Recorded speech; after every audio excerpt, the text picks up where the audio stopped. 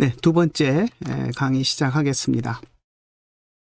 네로 황제의 박해까지 우리가 살펴봤고요.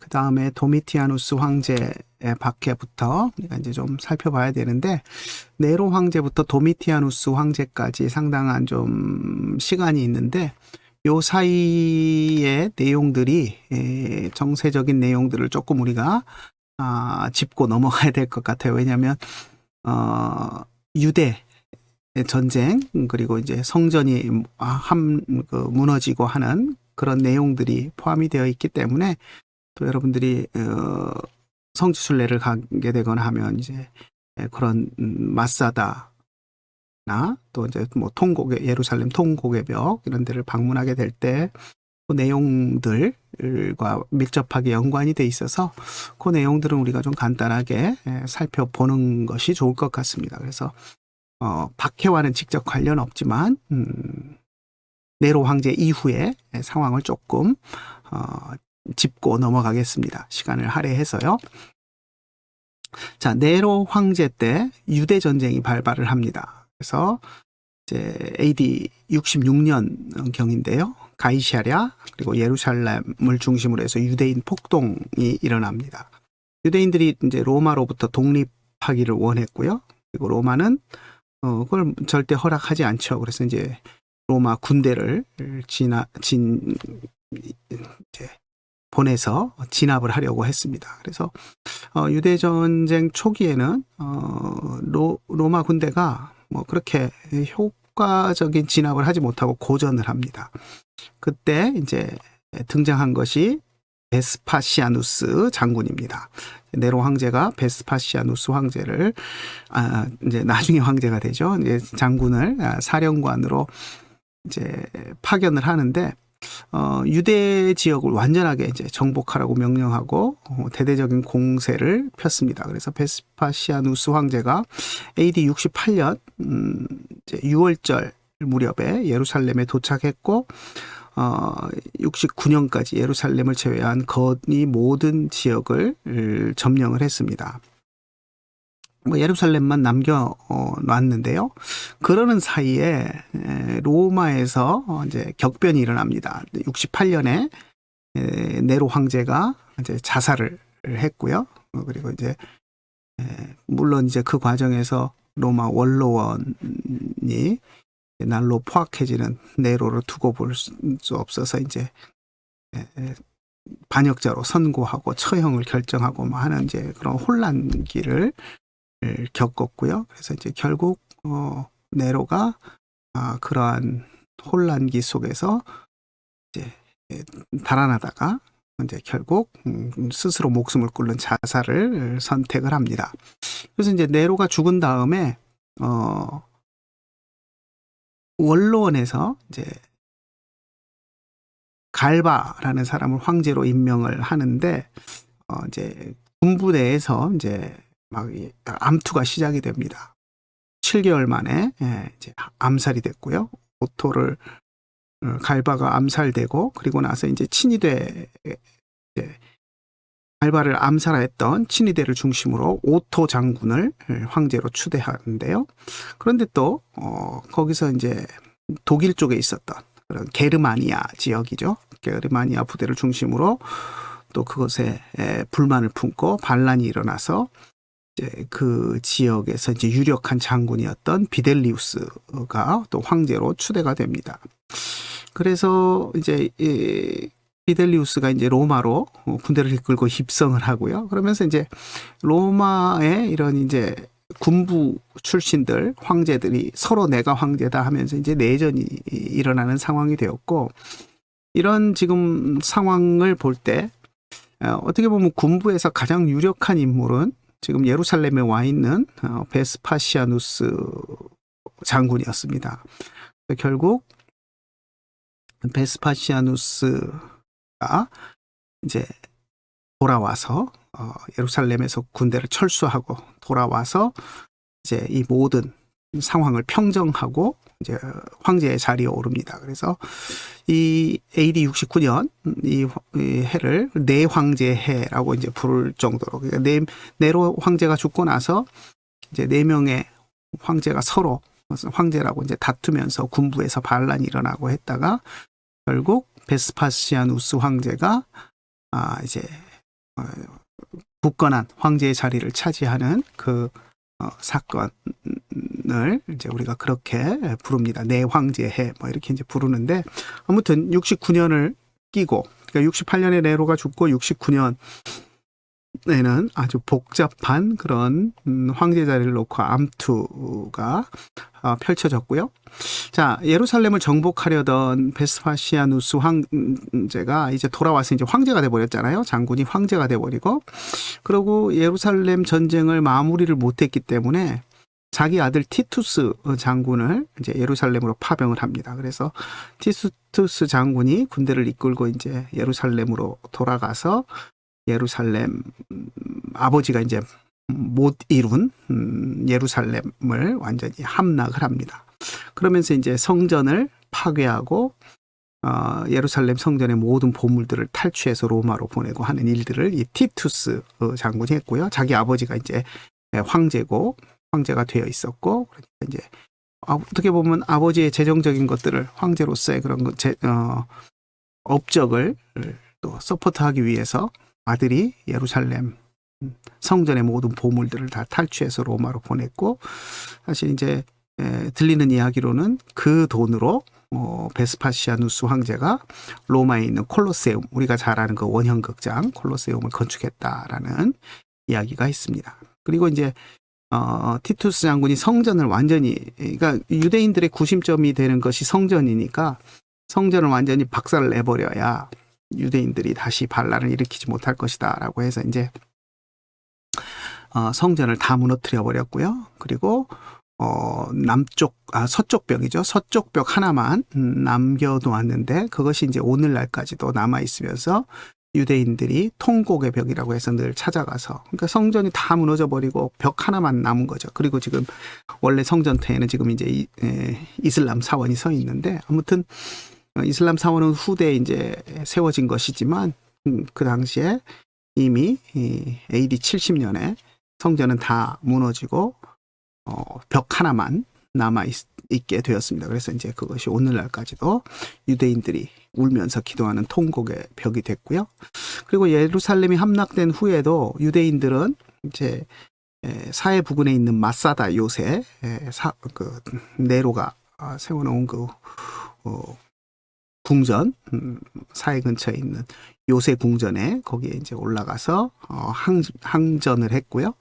그리고 이제 마지막까지 그곳에서 항전하다가 모든 사람들이 이제 죽게 되는, 죽음을 선택하고 스스로 이제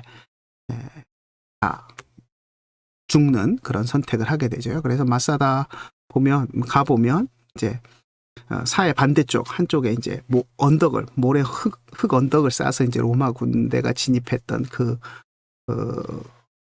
구역이 이제 있고요. 그 밑에 이제 로마 군대가 주둔했던 주둔지 터들이 있고 그렇습니다. 그래서 마지막까지 치열하게 싸우고 항쟁하다가 이제 로마 군대가 흙을 쌓아서 이제 요새를 점령을 시도했고, 그곳에서 이제 마지막 900여 명의 유대인들이 거기서 이민족에게 죽임을 당할 수 없다라고 해서 이제 제비뽑기를 해서 서로가 서로를 죽이고 해서 이제 마지막 한 명 남은 사람이 자살을 하고 이제 모두가 이제 죽는 그런 결정을 합니다. 그래서 이제 그 마사다에서 최후의 항전을 하다가 유대인들이 그렇게 이제 로마 군대의 손에 죽지 않기 위해서 스스로 이제 죽음을 택했던 그러한 내용들이 오늘날까지 이제 이스라엘 유대인들에게 이제 전해지고, 그래서 이스라엘 사람들은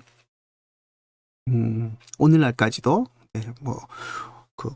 군 마지막 훈련소 마지막 행사가 마사다를 가서 그곳에서 이제 나라를 지키는 애국심을 결의를 하고 하는 그런 전통들이 있다고 합니다. 자, 그렇게 이제 마사다도 함락이 되고, 뭐 이제 그래서 이제 유대인들은 이제 봉기가 완전히 이제 진압이 됐고요. 그러고 나서 예루살렘 성이 함락되고 성전을 헐고 불태우고 했던 그 티투스 장군이 이제 그 다음에 자기 아버지 베스파시아누스 황제의 뒤를 이어서 이제 황제가 되는데 그것이 이제 79년이고요. 그리고 티투스 황제가 된 이후에 그해 8월에 로마의 베수비우스 화산이 폭발을 합니다. 그래서 우리가 잘 아는 폼페이 화산재에 덮여서 막 멸망한 도시 폼페이가 이제 멸망을 하게 됐고요. 그래서 그 이후로도 이제 2년 뒤에 티투스 황제는 이유 모를 질병으로 심하게 열이 나다가 이제 세상을 떠났습니다. 그래서 많은 사람들이 티투스가 예루살렘 성전을 함락하고 이제 모질게 또 모든 성전의 것들을 다 훔쳐가고 그런 죄로 그렇게 이제 화산도 폭발하고 또 질병으로 인해서 세상을 떠났다라고 뭐 이야기하는 사람들도 있습니다.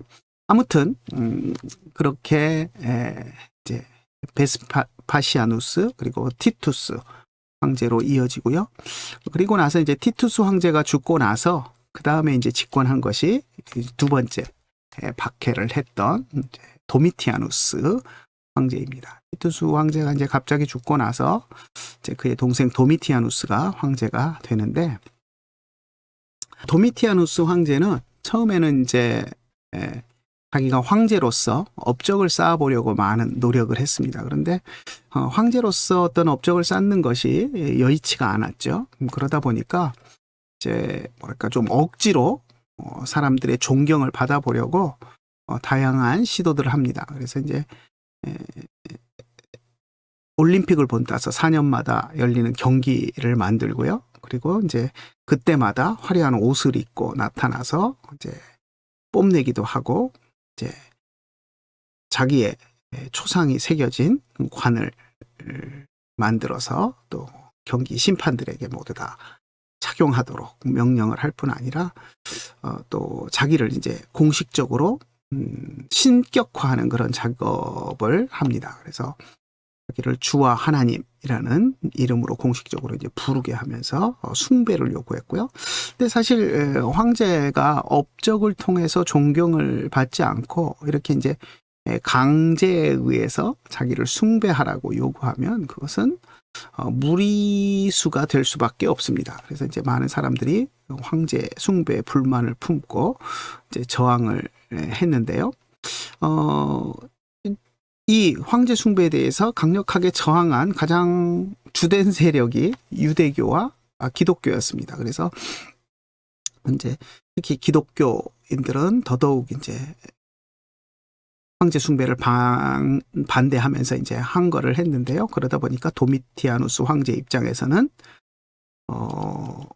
기독교인들이 자신을 숭배하지 않는 이유를 납득할 수 없었고 그리고 오히려 화가 났습니다. 왜 화가 나냐면 자존심 문제잖아요.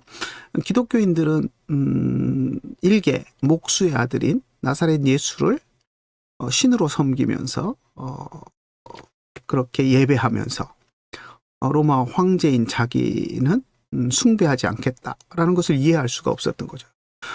일개 목수의 아들은 신으로 섬기면서 왜 로마 황제인 나를 신으로 섬기지 못하겠다는 그는 도저히 납득이 되지 않았고요. 그래서 결국 기독교인들을 박해하기 시작했습니다. 그래서 국가 종교를 부정하는, 황제를 숭배하는 것이 국가 종교인데 국가 종교를 거부하는 불순분자다라고 해서 이제 박해를 하기 시작했습니다.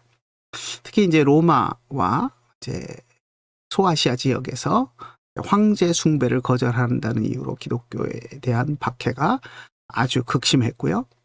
특히 이제 도미티아누스 황제 때 우리가 기억해야 할 가장 중요한 것은 사도 요한이 반모섬으로 유배가 되었다는 것입니다.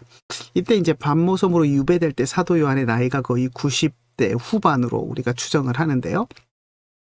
그래서 90대 후반으로 내 나이로 반모섬에 유배가 되어서 그곳에서 계시를 보고 그다음에 요한계시록을 그곳에서 쓰죠. 그래서 도미티아누스 황제 때 일어났던 그런 박해, 이때 반모섬에서 사도 요한이 요한계시록을 썼다라는 것. 근데 이제 도미티아누스 황제가 96년에 이제 세상을 떠나고요. 그리고 유배 갔던 사도 요한은 다시 에베소로 이제 돌아오게 됩니다. 유배가 끝나고 돌아오게 되고요. 그리고 에베소에서 이제 몇 년 더 살면서 그곳에서 이제 여생의 마지막을 정리한 것으로 우리가 알고 있습니다. 그래서 예수님의 12제자가 이제 다, 그러니까 물론 이제 가룟 유다 빼고 마띠아까지, 새로 뽑힌 마띠아까지 다 이제 순교한 것으로 전해지는데, 사도 요한은 노한으로, 그러니까 이제 나이 들어서 이제 자연사 한 것으로 우리에게 알려져 있습니다. 이 당시에 이제 기독교가 로마 시내에 이제 상류층까지 깊숙이 전파가 되어 있었고요. 그래서 도미티아누스 황제의 박해 때 이제 귀족들과 이 지도층까지도 기독교라는 이유로 많은 박해를 했었습니다. 그래서 예를 들면 로마의 집정관이었던 플라비우스 클레멘스와 그 두 아들이 기독교를 믿는다는 이유로 이제 처형을 당했고요. 황제의 사촌이었음에도 불구하고 가차없이 처형이 되었습니다. 그리고 도미티아누스가 이제 자기의 아내 도미틸다를 기독교를 믿는다는 이유로 또 이제 섬으로 유배를 보내기도 했고요. 그래서 도미틸다가 자기 소유로 되어 있던 로마시 남쪽에 있는 그 땅을 박해로 죽은 순교자들을 위한 묘지로 기증을 했고요. 그래서 이곳에 이제 무덤들이 만들어지는데, 그것이 이제 후에 카타콤이라고 불리우는 그런 무덤으로 조성이 되었습니다. 그래서 로마시 외곽에 도미틸다 카타콤이라고 불리우는 것이 이 도미틸다가 기증한 그 땅에 순교자들의 무덤을 만든 것에서 그렇게 유래가 되었습니다.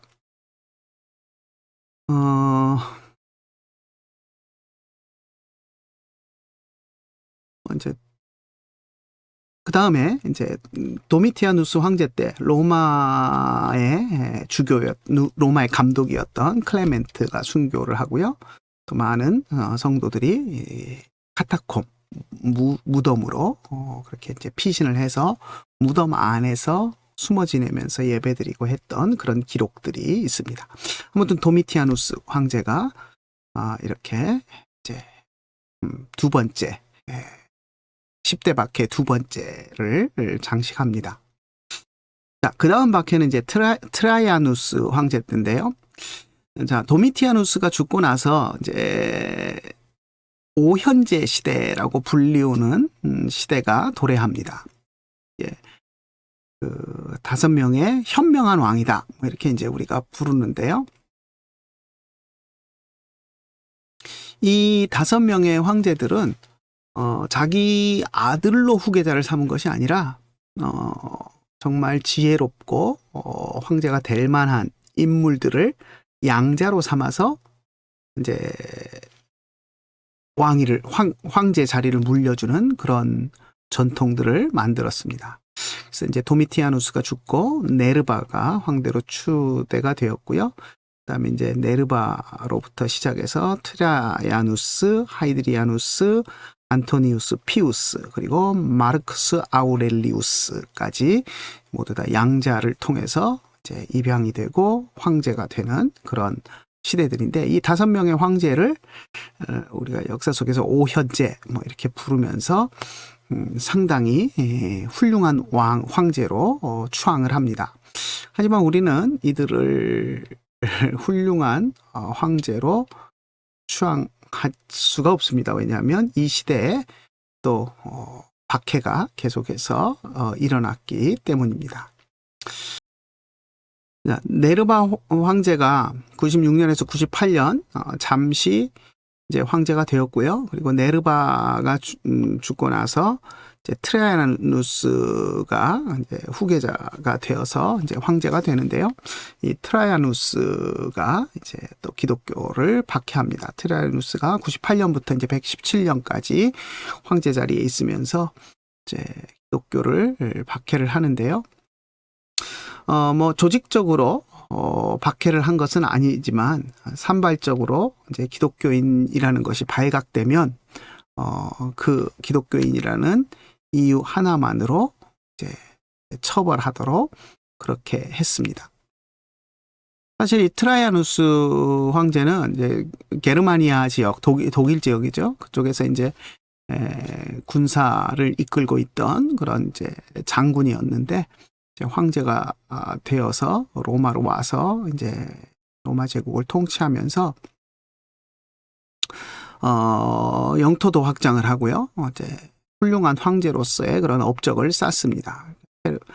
파르티아 왕국을 공격해서 이제 메소포타미아 지역의 이제 대부분을 차지하고 또 원로원으로부터도 이제 그런 업적을 인정받아서 뭐 최고의 황제다라는 그런 칭호를 받습니다. 제가 강의 안에 라틴어로 써놨는데 옵티무스 프린셉츠라고 해서 우리 그 뭐죠? 트랜스포머에 보면 옵티무스라는 제일 그 대장 트랜스포머가 옵티무스라는 이름을 가졌는데 최고라는 그런 의미를 갖는 라틴어입니다. 그래서 옵티무스 프린셉트, 최고의 지도자, 최고의 황제, 이런 칭호를 받았습니다. 자, 그러면서 이제 트라이아누스가 처음부터는 뭐 기독교를 혐오하거나 박해한 것은 아니었는데, 이제 기독교도 예외 없이 로마의 충성스러운 시민이 되어야 된다라는 것을 이제 강조를 했고요. 그러다 보니 하나의 이제 통일된 어떤 것을 로마인으로서 통일된 것이 있어야 된다라는 생각에 그 통일성을 이제 로마가 정한 신에다 제사를 드리고 해서 이제 하나의 통일된 종교를 가지려고 했는데 이제 기독교인들은 그것을 거부하니까 황제가 정해준 신에 숭배하고 이 제사하고 하는 것들을 거부했기 때문에 결국 기독교를 로마 제국 전체에 해가 되는 그런 조직이다, 그런 종교다라고 해서 박해를 시작했습니다. 그래서 이제 합법적인 예배 모임을 가질 수가 없었고요. 그래서 비밀리에 이제 숨어서 예배를 드리게 됐는데, 예배를 드리다가 발견되면 기독교인으로서 예배 드리는 것이 발각되면 예배 드리던 사람들은 모두 다 잡혀가서 이제 콜로세움의 맹수의 밥으로 던져지거나 하는 그런 이제 잔혹한 죽임을 당했습니다.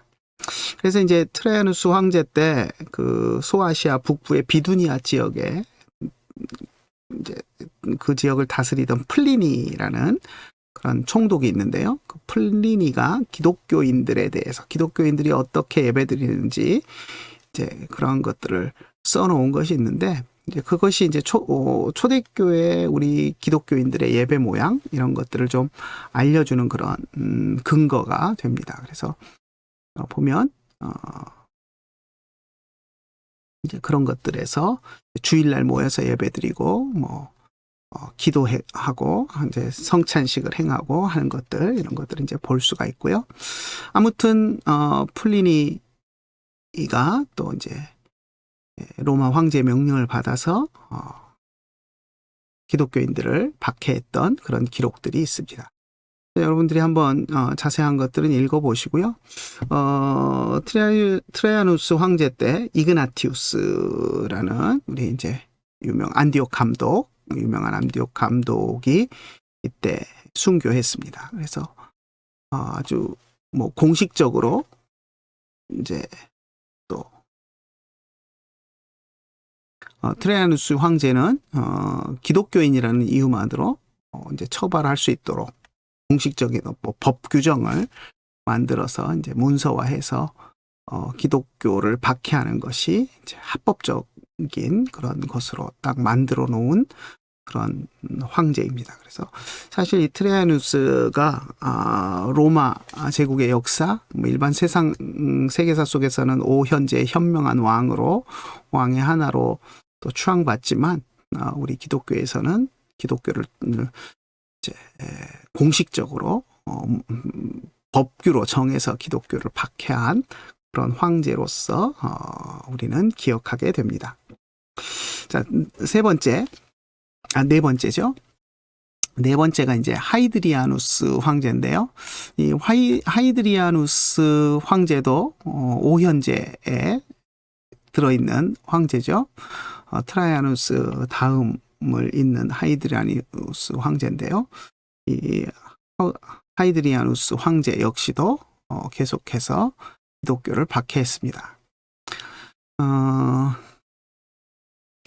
특별히 하이드리아누스 황제는 헬레니즘, 헬라의 철학, 문화 이런 것들을 좋아했습니다. 그래서 헬레니즘 문화를 이제 보급하고 로마인들에게 그것을 이제 전파하는 데 열심을 냈는데요. 그러다 보니까 이제 비너스 신전을 만들고 로마에 있던 만신전을 이제 재건하고 하는 그런 일들을 했습니다.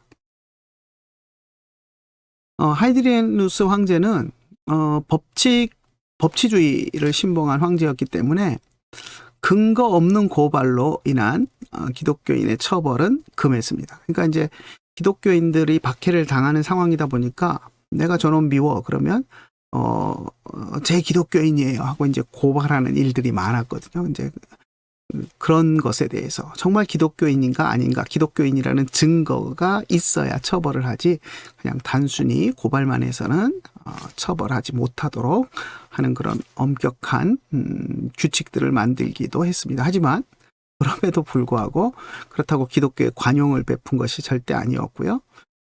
기독교인이라는 게 증거가 드러나면 엄격하게 처벌이 되었습니다.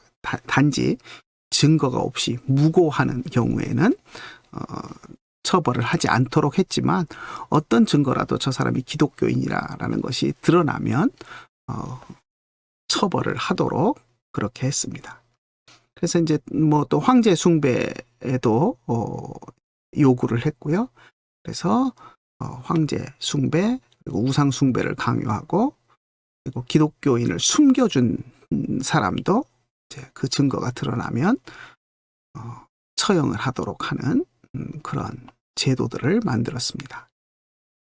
그리고 이 하이드리아누스 황제 때 제가 강의 한 47페이지에 정리를 조금 해놨는데요. 유대인들이 이제 바르코크바 전쟁, 제2차 유대 전쟁이라고 우리가 부르는데 유대 전쟁을 또 시작을 했고요. 그래서 아무튼 대규모 독립전쟁이 일어났고 또 예전에 마카비 가문의 독립운동이 일어났던 지역인 모데인을 중심으로 해서 이제 바르코크바, 그러니까 코크바는 별이죠. 바르는 아들이고 그래서 별의 아들이라고 불리우는 그 사람을 중심으로 해서 이제 또 유대 독립 운동들이 일어났고 그런 것들을 또 계기로 교회가 또 핍박을 받아야 했습니다.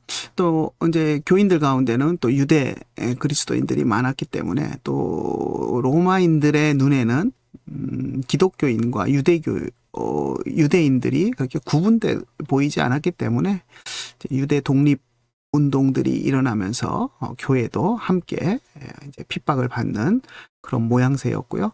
그래서 바르코크바 전쟁 때 예루살렘 교회가 이제 요단강 동편으로 피난하는 일도 있었습니다. 그래서 아무튼 여러 가지 어려운 일들로 인해서 하이드리아누스 황제 때에도 기독교는 혹독한 그런 핍박을 받게 됩니다. 그 다음에 이제 다섯 번째가 마르쿠스 아우렐리우스 황제 때의 박해인데요. 뭐 제가 이제 뭐 황제의 가문 뭐 이런 것도 써놨는데 이런 것들은 이제 여러분들이 그냥 보시고요. 마르쿠스 아우렐리우스라는 인물은 철학자입니다. 철학자. 여러분 들어보셨는지 모르겠는데 우리 철학사에서도 마르쿠스 아우렐리우스는 아주 중요한 철학자로 분류가 됩니다. 그가 쓴 명상록이라는 것이 있는데요. 49페이지, 강의 한 49페이지 보면 마르쿠스 아우렐리우스 황제 박해 거기에 이제 네 번째 줄에 보면 명상록이라는 게 있습니다.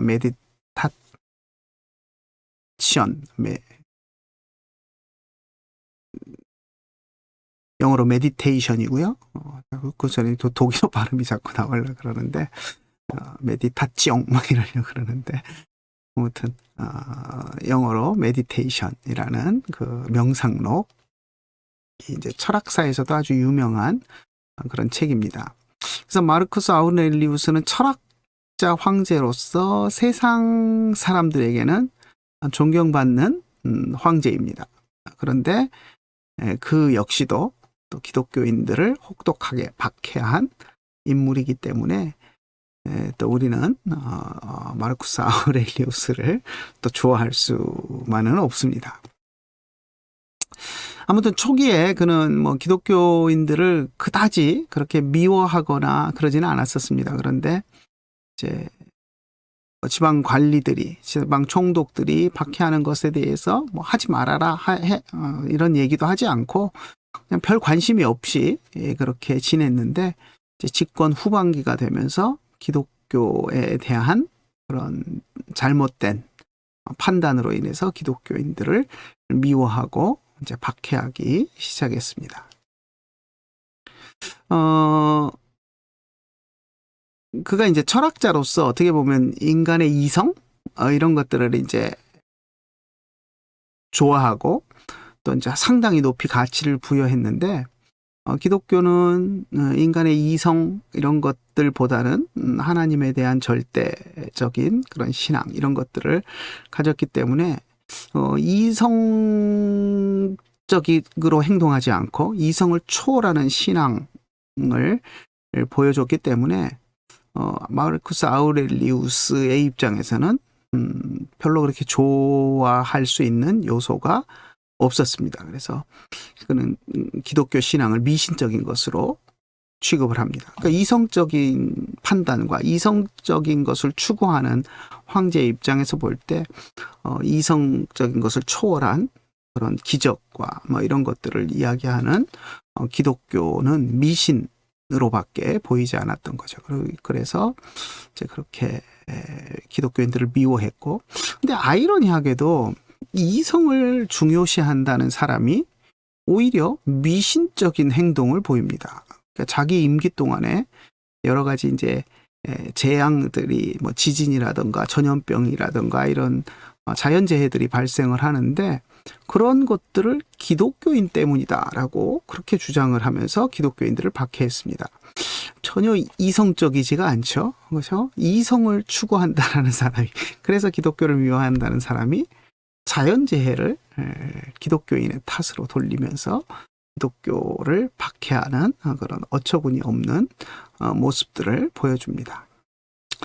그래서 이제 아까 우리 서두에서 이야기했던 것처럼 이제 기독교에 대한 그런 오해들, 그런 것들이 또 이제 영향이 있었고요. 그래서 마르쿠스 아우렐리우스 황제는 이제 비밀 경찰들을 동원해서 이제 기독교인들을 색출하고 잡아서 처형하려고 하는 그런 노력들을 했던 사람입니다. 그래서 이때 이제 우리가 이제 변증가라고 부르는 저스틴 마터라고 우리가 부르죠. 마터라는 말은 이제 순교자라는 말인데요. 순교자 저스틴이라는 의미입니다. 그래서 변증가였던 저스틴 마터가 이제 다른 교우들과 함께 또 잡혀서 이렇게 이제 처형을 당했다라는 그런 기록이 있고요.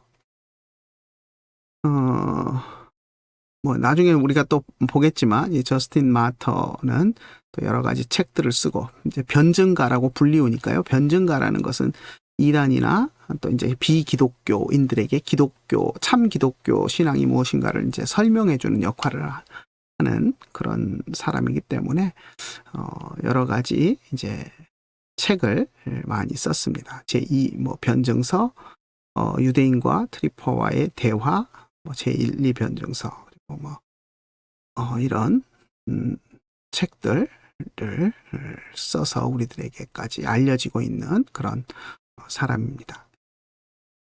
그 다음에 이제 콤모두스 황제나 이제 이런 황제를 거쳐서 그 다음 기독교를 박해한 6번째 황제가 이제 septimius severus 황제인데요. 기독교가 이제 복음을 전파하는 그것을 이제 불법으로 선언을 합니다. 그가 이제 황제가 되어서 팔레스타인 지역을 여행을 했는데, 이제 여행을 하면서 유대교에 대해서 기독교의 메시아 사상에 대한 이야기를 듣게 되는데, 그 이야기를 들으면서 이건 너무 위험한 사상이다라고 이제 판단을 했다 그러고요. 그래서 유대교와 기독교가 이제 자기들이 포교를 하고 다른 사람을 이제 전도하는 그것들을 금하는 법을 만들어서 반포했습니다. 그래서 이 칙령에 의해서 이제 복음 전도가 불법이 되었습니다. 그 이전까지는 그래도 물론 이제 박는 것은 있었지만 복음을 전하는 것이 불법이라고 이제 명시가 되지는 않았는데, septimius severus 황제에 의해서 복음을 전하는 것이 불법이 되었습니다. 법을 어기는 것이 되었죠. 오늘날도 우리 이제 안타까운 게, 예전에 제가 청년 때만 해도 버스에서 지하철에서 전도지를 나눠주고 복음을 전하고 하는 것들이 가능했었습니다. 그런데 어느샌가 우리 공공장소에서 사람들에게 이렇게 뭔가를 알리고 선전하고 상품을 팔고 하는 것들, 모든 것들이 다 철도법에 의해서 지하철에서는 철도법에 의해서 이제 금지가 되고, 또 이제 요즘 보면 대학가에서도 대학 안에서 전도를 하거나 하는 것들을 또 이제 상당히 금하더라고요. 그래서 또 학생들도 신고정지 투철해가지고 누군가 외부 사람이 들어와서 교내에서 이렇게 이제 전도를 한다거나 하면, 뭔가 전도지를 나눠주고 이런 활동들을 하면 어느새 신고를 해서 또 이제 경비 보시는 분들이 와가지고 나가라고 이제 요청하고 하는 그런 것들을 보는데, 아무튼 세상은 갈수록 각박해지는 것 같습니다. 오늘날 우리 시대에도 이제 공공장소에서 그렇게 이제 전도하는 것들이 불법이 되어 있는데, 이 당시에 세베루스 황제, septimius severus 황제가 로마 제국에서 이제 기독교를 전도하는 것을 법으로 규정한 그런 왕이었습니다. 넘어갈까요? 그 다음에 이제 막시미누스 황제. 네, 막시미누스 황제는 군인 황제입니다. 이때부터 이제 군인 황제 시대가 되는데요. 그는 사실 정식 로마인도 아니고 로마 시민권도 없는 그런 피지배층의 제일 하층민 출신이었습니다. 그래서 사실은 말단 병사로 지원할 수도 없는 어떤 그런 사람이었는데, 이제 군 부대 안에서 이제 군인도 아니고 부대의 보조원으로 짐꾼 비슷하게 이렇게 이제 일하기 시작하면서 군대 안에서 이제 일을 할 수 있는 기회를 얻었는데요. 그래서 이제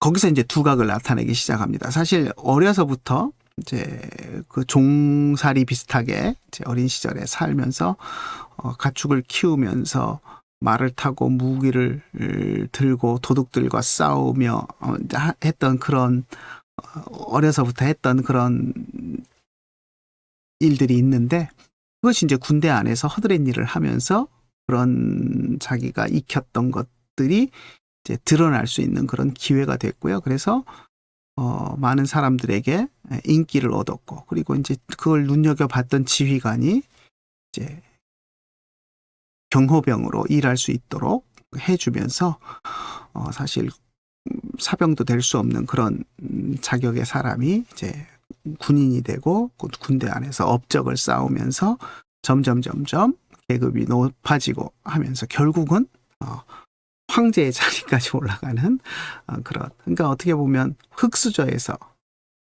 대성한 거죠. 개천에서 용난 그런 케이스로 황제까지 되었던 사람입니다. 그래서 이제 이때부터 군인 황제 시대가 문이 열리는데요. 강의 안에 제가 작성해 놓은 이제 황제가 되는 과정, 음모, 이런 것들은 그냥 읽어보십시오. 그다지 중요하진 않습니다. 그러니까 그걸 너무 심각하게 보지는 마시고요. 이제 저도 공부하는 의미에서 정리하려고, 제가 이제 또 다음에도 또 다른 책들을 보면서 또 저기 하긴 힘드니까 한번 보면서 이제 정리하려고 저도 정리를 해놨기 때문에, 정리한 후에 이제 저도 이제 시간이 지나가면 저도 잊어먹었다가 이제 다시 여러분들한테 강의하려고 이제 보면서 맞아 그랬었지 하고 이제 다시 기억을 더듬고 하는데, 그런 용도로 제가 이제 정리를 해 놓은 것이니까 여러분들도 한번 다른 책들을 다 보시려면 너무 분량이 많으니까 이제 요약하기 힘드실 텐데, 제가 요약해 놓은 거 보시면서 이해가 안 되시는 부분들은 이제 더 자세히 써놓은 책들을 좀 참고하시더라도, 아무튼 그냥 한번 보시고, 그다지 중요한 것은 아니니까, 우리가 로마 황제의 무슨 어떻게 황제가 됐는가 역사를 배우려고 지금 이것을 하는 것은 아니니까, 이제 그런 것들은 그냥 간략하게 정리하는 차원에서 제가 적어 놓은 것이니까 한번 그냥 그렇게 황제가 됐구나 하고 그냥 한번 보고 잊어버리는 그런 식으로 한번 봐주시면 되겠고요. 자, 막시미누스 황제의 박해 53페이지 밑에 부분에 있는데요. 그 부분을 잠깐 보겠습니다. 자, 기독교인 한번 읽어볼게요. 기독교인들은 전임 황제 세베루스 알렉산더를 좋아했다. 막시미누스 황제가 되기 전에 황제가 이제 세베루스 알렉산더였는데요. 이때 이 세베루스 알렉산더가 황제였을 때 막시미누스는 이제 계급이 많이 올라서 신병 훈련소, 훈련소장 그 정도 되는 그런 사람이었습니다. 근데 이제 군부대 안에서 이제 어떤 싸움에 대한 그런 능력 이런 것도 출중했지만, 또 군인들을 훈련을 시키면서 단순히 군인들을 강한 군사로 훈련시키는 것에만 치중하지 않고 어떻게 보면 힘들어하는 신병들에게 아버지와 같은 자상함으로 다가갔습니다. 그러다 보니까 많은 사람들이 좋아하고 그를 따랐죠. 그러다 보니까 이제 세력을 형성하게 됐고요. 세베루스 알렉산더 황제가 이제 반란에 의해서 이제 죽임을 당하게 되는데요. 그러자 사람들이 다음 황제로 반란을 일으켜서 이제 황제를 제거한 사람들이 그 다음 황제로 추대한 것이 이 막시미누스였습니다. 그러니까 사람들한테 인기가 좋았기 때문에 본인이 황제가 되려고 하거나 그런 의도를 가지고 사람을 동원해서 전임 황제를 죽이거나 하지는 않았지만, 전임 황제를 제거한 반란군들이 자연스럽게 황제로 추대한 인물이 이 막시미누스였습니다. 그래서 이제 바닥부터 해서 어떻게 보면 이제 황제의 자리까지 올라가게 됐는데요. 그러다 보니까 전임 황제에 대한 어떤 좀 자격지심, 이런 불편한 마음, 이런 것들이 있었습니다. 그런데 전임 황제였던 세베루스 알렉산더를 기독교인들이 좋아했습니다. 그래서 이제 그러다 보니까 그 이유는 뭐냐면, 이제 세베루스 알렉산더 황제와 이제 그 어머니를 비롯해서 그 주변 사람들이 기독교에 대해서 매우 호의적이었습니다. 그래서 이제 기독교인들이 이 세베루스 알렉산더 황제를 좋아했는데, 세베루스 알렉산더가 이제 반란군에 의해서 죽임을 당하고 막시미아누스 황제가 추대가 되니까 기독교인들이 그닥 막시미누스를 좋아할 수가 없죠. 그리고 이제 막시미누스도 보니까 기독교인들이 자기보다는 전임 황제였던 세베루스 알렉산더를 더 좋아하는 것을 이제 자기도 느낄 수 있고요. 그러니까 자연스럽게 기독교인들을 미워하고 박해했습니다. 한번 생각해 보십시오. 다른 군인들은, 자기 밑에 있던 군인들은 다 자기를 좋아하고 자기를 황제로 추대하고, 그런데 기독교인들은 자기보다 이전에 황제를 더 좋아하고 그를 추억하고 있고, 이러니까 이제 화가 나겠죠. 그래서 이제 그런 마음 때문에 이제 기독교인들을 미워하기 시작했고, 그래서 이제 공식적으로 기독교인들에게 이제 신전에 나와서 로마 사람들이 숭배하는 신들의 신전에 나와서 희생 제사를 드릴 것을 요구하고, 또 그것을 거부하는 기독교인들은 찾아내서 처형하는 그런 이제 박해를 시작을 합니다. 그래서 이때 이제 교부들 가운데서 터툴리안, 히폴리투스, 오리겐 뭐 이런 사람들이 이제 또 박해로 이제 세상을 떠나게 되고요. 그다음 데키우스 황제의 박해를 보면요. 데키우스 황제의 박해의 가장 큰 특징은 조직적인 박해입니다. 그러니까 황제가 된 데키우스가 이제 기독교에 대해서 전국적인 그런 조직적인 혹독한 그런 박해를 시작을 합니다. 로마의 부흥을 꿈꿨던 황제인데요. 로마의 부흥을 꿈꾸면서 로마의 부흥을 위해서 가장 먼저 해야 될 것을 정신적으로 로마인들을 통일하는 것이다 라고 생각을 했던 것 같습니다. 그래서 로마의 대표적인 그런 뭐 제우스 신을 비롯해서 로마의 신들을 숭배하게 하고, 또 로마 황제를 신으로 숭배하게 하는 것, 이것을 이제 로마인들을 하나의 구심점으로 묶는 그것으로 이제 가장 중요하게 여겼고요. 그래서 그것을 지방 행정 조직을 이용해서 아주 철저하게 실시를 합니다. 그래서 이제 정해진 날에 필요한 장소에서 제사를 행정기관들이 총괄하도록 했고, 그날 이제 모여서 제사를 드린 사람들에게는 증명서를 발급을 합니다. 그리고는 그 증명서가 있어야지만 이제 시장에서 물건 거래를 할 수 있고 이렇게 만듭니다. 그러니까 기독교인들이 그날 우상의 신전에 나가지 않고, 그래서 제사 드린 증명서를 발급받지 못하면 로마 제국 안에서 어떤 경제적인 활동도 할 수 없도록 그렇게 만들어 버림으로써 정말 그 우상의 신전에 예배하지 않고서는 살아갈 수 없도록 그렇게 만들면서 아주 철저하게 박해했던 그런 사람이 데키우스였습니다.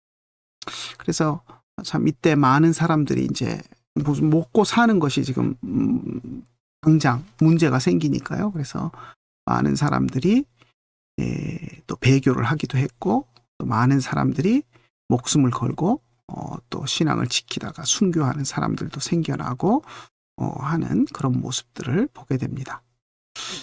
그래서 이제 데키우스 황제가 많은 사람들이 배교를 했고요.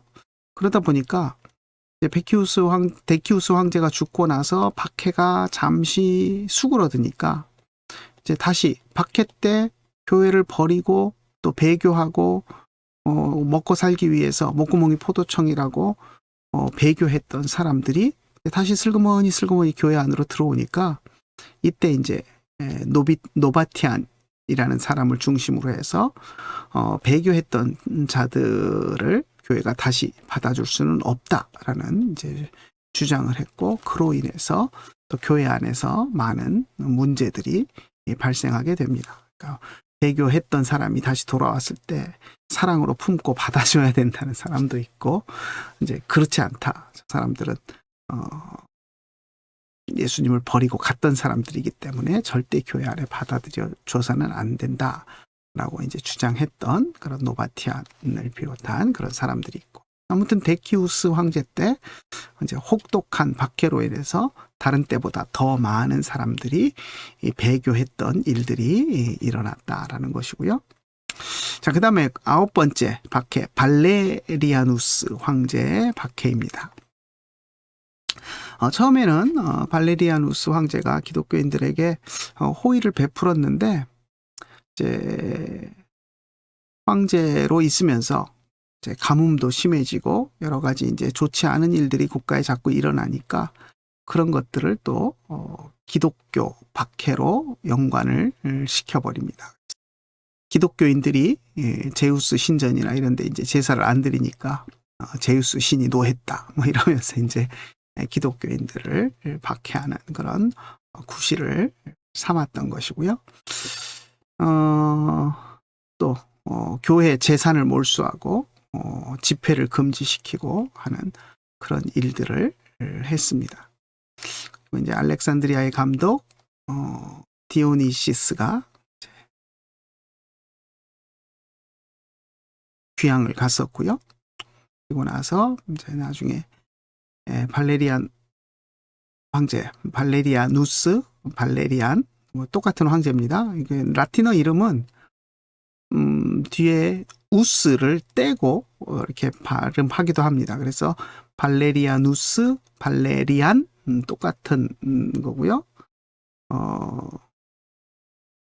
디오클레티아누스도 우스 빼고 디오클레티안 뭐 이렇게 이야기할 수 있고요. 앞에 나왔던 다른 황제들도 마찬가지입니다. 대표적인 게 이제 트라이아누스, 세 번째 박해했던 트라이아누스도 그냥 트라이안, 우스는 빼고 트라이안 황제 이렇게 부르기도 합니다. 그래서 도미티아누스도 마찬가지고요. 도미티안 이렇게 부르기도 합니다. 그래서 우스가 들어간 것은 뺄 수 있다라는 거. 그래서 제가 이제 강의 안에도 보니까 지금 발레리아누스로 했다가 중간에 또 발레리안 이렇게 이제 쓴 것도 있는데 같은 인물입니다. 제가 통일하는 게 더 나을 것 같은데 아무튼 지금 쓰다 보니까 조금 혼용해서 쓴 면이 있습니다. 뭐 아무튼 그렇고요. 그 다음에 이제 뭐 황제들이 좀 갈리고 이제 마지막 황제, 마지막 박해를 했던 황제가 디오클레티아누스 황제입니다. 디오클레티아누스 황제. 이 디오클레티아누스 황제는 좀 이름을 기억해 두십시오. 이게 이제 그 다음에 컨스탄티누스 황제가 등장하는데 이제 중요한 역할을 했던 황제고요. 또 로마의 정치사에 있어서도 여러분 들어보셨는지 모르겠는데 양두 정치, 사두 정치 하는 것을 이제 시작했던 황제입니다. 그래서 디오클레티아누스 황제가 이제 마지막 10대 박해 마지막을 장식하게 되는데, 아무튼 디오클레티아누스 황제 그 양두 정치, 사두 정치에 대해서는 다음 시간에 좀 더 이야기를 할 겁니다. 제가 이제 양두 정치, 사두 정치 해서 이제 좀 설명을 할 텐데, 왜냐하면 이제 여기서 이제 컨스탄티누스 황제가 등장하는 그 이야기를 다루어야 되기 때문에 제가 좀 이야기를 다음 시간에 좀 복잡하게 하겠습니다. 아무튼 디오클레티아누스 황제, 이제 컨스탄티누스 황제가 등장해서 밀라노 칙령을 통해서 기독교를 공인하기 전에 이제 마지막 박해를 했던 황제가 디오클레티아누스 황제입니다. 이 디오클레티아누스 황제도 이제 노예 출신의 군인 황제고요. 그리고 이제 교회 건물을 파괴하고 성경을 불태우고 했던 그런 혹독한 마지막 혹독한 박해를 했던 그런 황제였습니다. 그래서 양두 정치, 사두 정치 이 이야기는 제가 다음 시간에 하도록 하겠습니다. 우리 강의 안에 이미 이번 저기에다가 넣어놨네요. 아무튼 요 내용은 다음 시간에 하도록 하겠습니다. 시간이 지금 많이 됐는데 다음 시간에 하고요. 아무튼 이 10대 박해를 했던 황제들의 이름은 좀 기억해 주시고 우리 PPT에 이제 정리된 그 핵심 내용들 요 정도만 좀 기억을 해 주십시오. 그래서 다시 한번 보면 네로 황제 때 이제 대화재로 인해서 핑계를 대고 박해했다는 것, 로마에서 베드로와 바울이 순교했다는 것, 도미티아누스 황제 때 이제 로마 시 그리고 소아시아 지역을 중심으로 해서 황제 숭배를 거절하는 기독교인들을 박해했다. 도미티아누스 황제가 이제 황제 숭배를 처음 시작을 한 겁니다. 사도 요한이 밤모섬에 유배되었던 것, 그리고 이제 로마에는 카타콤이라는 무덤이 생기고 그리로 이제 많은 사람들이 피난한 것들, 트라이아누스 황제 때는 이그나티우스가 순교했고, 도미티아누스 황제 때는 클레멘트가 순교했고, 이런 것들 요 정도만 기억해 주시면 되겠습니다. 하이드리아누스 황제 때는 이제 황제 숭배는 물론이고 우상 숭배도 강요했고, 이제 법적으로 기독교인들을 처벌했다는 거, 기독교를 숨겨주는 사람들도 처벌했고, 마르쿠스 아우렐리우스 황제는 철학자 황제인데 이제 이성을 강조하면서도 전혀 이성적이지 않게 질병과 자연재해를 기독교인으로 탓으로 돌리면서 박해했던 것, septimius severus는 기독교를 법으로 금지한 것, 그리고 막시미아누스 황제는 이제 군인 황제 출신으로서 교회 지도자들을 감옥에 가두거나 유배 보냈고요. 데키우스 전국에 조직적으로 로마 제국의 행정 기관들을 이용해서 전국에 이제 칙령을 내려서 대대적으로 박해를 한 왕이라는 것, 그리고 이제 우상을 숭배하는 날을 정해서 그날 나와서 우상 숭배하지 않은 사람들에게는 증명서를 주지 않아서 어떤 경제 활동을 하지 못하도록 우상 숭배를 한 증명서를 발급받은 사람들만 경제 활동을 할 수 있도록 모든 것을 제한했던 그런 왕이었던 황제였다라는 것.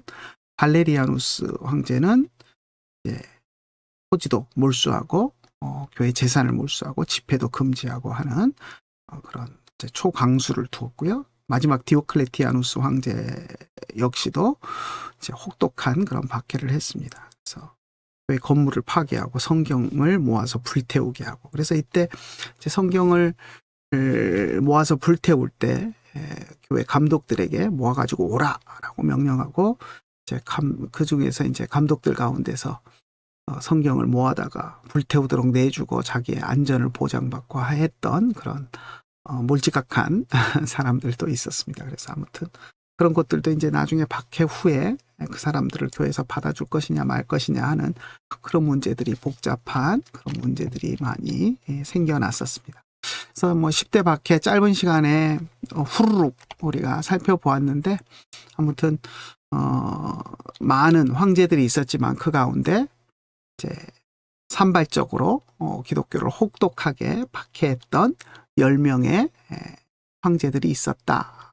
그래서 10대 박해, 그리고 이제 주요 인물들 이름들 정도만 좀 기억을 해주시면 좋을 것 같습니다. 우리가 공부를 한다고 이걸 다 머릿속에 계속 기억하고 살아갈 수는 없는 것이고요.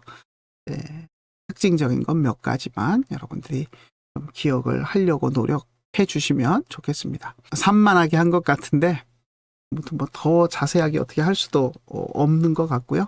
강의 안에 있는 것들, 좀 부족한 부분들은 강의 안 보충하면서 여러분들이 한번 공부해 주시면 좋겠고요. 저도 이제 강의 안 다시 보면서 다시 이제 정리를 좀 해야 될 것 같은데, 아무튼 시간 나는 대로 저도 이제 강의안을 좀 업데이트도 좀 하고 말도 좀 다듬고 하는 작업을 해보려고 합니다. 아무튼 수고하셨고요. 다음 주에 그 다음 과정 나가도록 하겠습니다. 오늘로 하여튼 10대 박해는 끝내고요. 다음 주에 이제 디오클레티아누스의 그 양두정치, 사두정치, 그 이후에 이제 컨스탄티누스 황제가 등장하고 하는 것들, 과정들과 이런 것들을 좀 보도록 하겠습니다. 그래서 다음 주에 우리가 해야 될 것이 이제 교부들의 신학사상을 해야 되는데 아무튼 오늘은 여기서 마치도록 하겠습니다. 수고들 하셨습니다. 기도하겠습니다. 하나님 감사합니다. 저희들 또 세 번째 시간 공부할 수 있도록 은혜 주심을 감사를 드립니다.